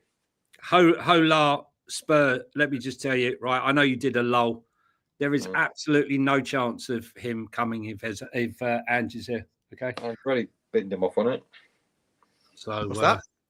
I said there's no chance. If Ange leaves, yeah. If Ange leaves, yeah. No, hang on. Hola Sped if he stays, and then Osmandias. Right. Sorry. Yeah. Okay. Yeah, he's answering. So if Ange leaves, the chances increase dramatically, and if he stays, you might as well forget about it. Really? Okay. Listen, I'll be honest with you, right? I think of all the players that are out there right now, if you did a poll, I'm more than... Sorry, just real quick. Maisie's Adventure, mate. You're always a bozo in my comments all day, every day, mate. I'll leave you. If you want to be here, just be respectful. Johnny does know what he's talking about on certain topics, mate. He knows what he's talking about on all topics, but he knows more than most on certain topics. So, don't be a donut, mate. You're constantly a donut, mate. Don't do it, bro, or you just be kicked out. Okay. Sorry, Johnny, carry on. Poor old Maisie's Adventure. Yeah, play nice, everyone. Having a nightmare. Listen, look. At the end of the day, Maisie's Adventure. There are certain things I certainly do not know everything, but what I do know, I can't even say. So I have to hint. But those who know me closely that are not on here know what I know. So that's as far as I'm going to say. But also, KT, you've just been you're gone, mate. I'm not having that shit in this chat, mate. No. Anyone who says that sort of thing, you're done. It's just simple, right? Just be nice and don't say things you don't understand. Okay. You could talk to Paul O'Keefe instead. Yeah. Go and hang around your mate Paul. Okay. At the end of the day, you're blocking me. I'm blocking you. I think the thing is with Eze, I think he's probably the most universal. Like every season, players, fans, should I say, all have our favourites, and it's so split. Yeah, there's probably 20, 30 players that fans want, but I think Eze is probably the most universally wanted player. That when you look at him, he is so Spurs. You know, he's the way he plays. He's a throwback to the bygone era of some of the great Spurs players that have put on that white shirt. And I think, if Levy did read the room and he was going to get rid of Ange, I think getting someone like Eze in would be a lovely counterweight to the upset caused by that and might appease a few people. I mean, I'm not persuaded that anyone knows that Eze's joining is conditional upon us changing manager. But one thing I like about Eze is it doesn't matter who your manager is, whether it was Ange or Glasnost or Frank, assuming that there's no one else coming out of left field here. He would fit any system they played. whether he was a left-sided forward or a left-sided midfield player in a sort of 4-2-3-1, or a the 3-4-3 that Glasner plays, or the 4-3-3 that Ange plays. He'd fit into any of those systems, and he's, apart from anything else, he's a bloody good footballer. Yeah, I've just ended the last poll. It ended on, there was 900 votes, I think. 60% Ange out, 40% Ange in. Just put up a final poll for the day. Not just about signing Eze, but if Eze is our marquee signing, our biggest name signing for the summer, are you happy with that? Johnny, no 400 votes this time. That's not fair. Yeah.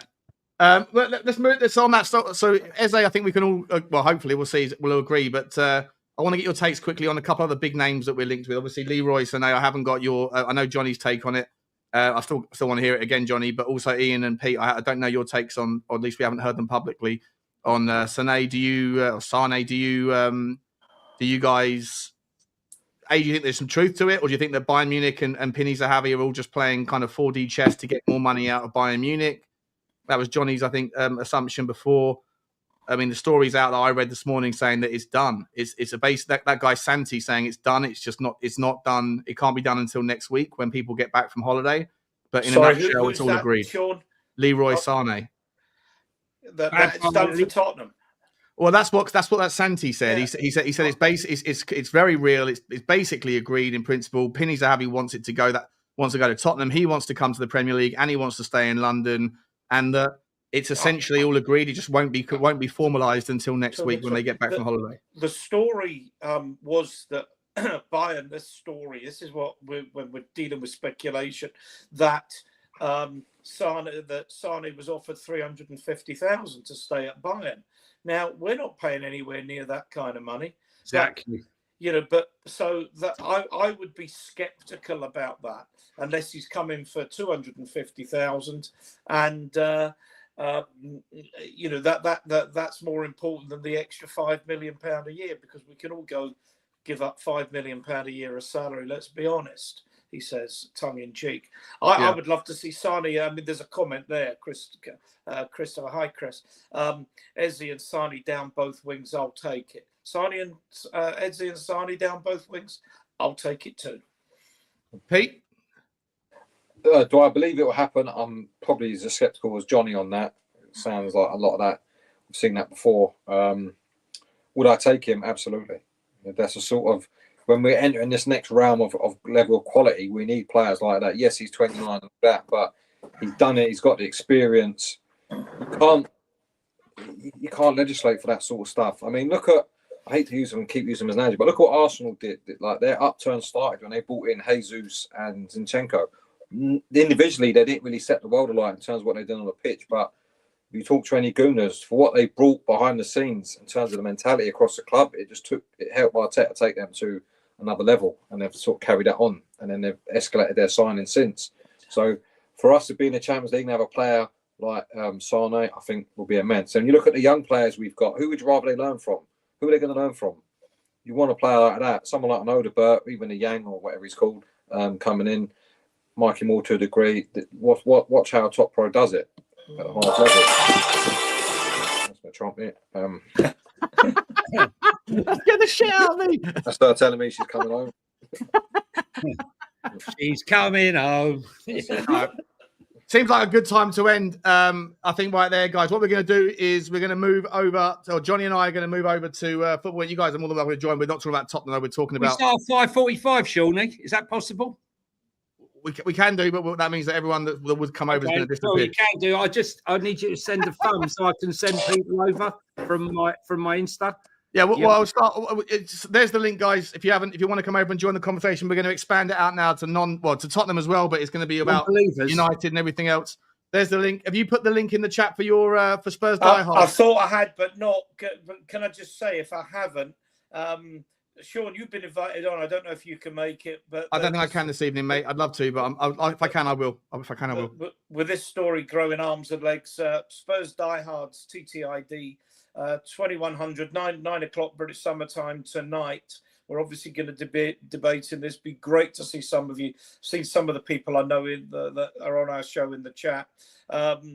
please come and join us, 9 o'clock, Spurs Diehards, TTID. Always a mature debate. And thank you. Thanks for having me on, Sean. Really enjoyed it.